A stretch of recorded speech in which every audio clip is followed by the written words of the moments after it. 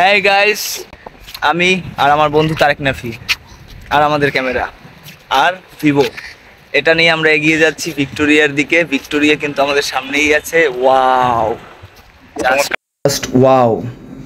Victoria Memorial হল। Victoria Memorial হল মূলত রানী ভিক্টোরিয়ার একটি স্মৃতিসৌধ। উল্লেখ্য, ভিক্টোরিয়া ভারতের সম্রাজ্ঞী উপাধির অধিকারী ছিলেন।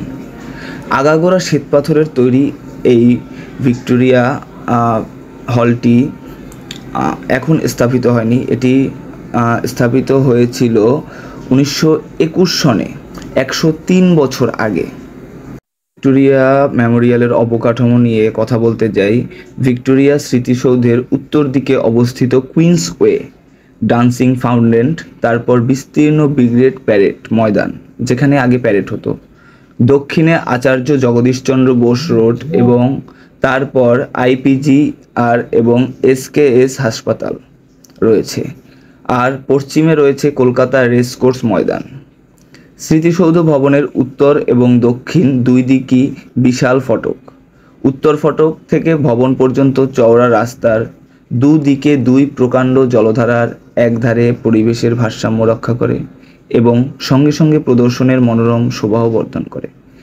যে দৃশ্য চাক্ষুষ করে অথবা লেন্সবন্দি করে সব বয়সের প্রেমিক প্রেমিকেরাই রীতিমতো নস্টালজিক হয়ে যায়। সুরম্য উদ্যান পরিবেষ্টিত বড় বড় গাছের কাণ্ডের খোপে খোপে অসংখ্য নবীন যুগল অবস্থান করে। গোধূলিতে এই ভবনটি হয়ে ওঠে আরো মনোরম।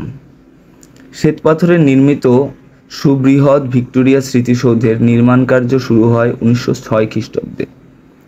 সৌধটির উদ্বোধন হয় 1921 খ্রিস্টাব্দে। এটি সর্বোচ্চ গুম্বজে নিয়ে এক উচ্চ পর্যায়ের পরিবেশ বিজ্ঞানী মহলের অভিমত হলো, কলকাতার দূষণের ফলে ভিক্টোরিয়ার স্মৃতিসৌধের সাদা পাথরের মলিনতার ছোঁয়া লাগছে।